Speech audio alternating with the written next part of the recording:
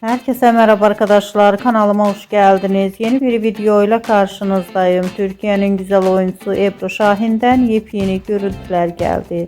Ben de bu muhteşem rengarenk güzel görüntüleri sizler için YouTube kanalımda video halinde sunuyorum.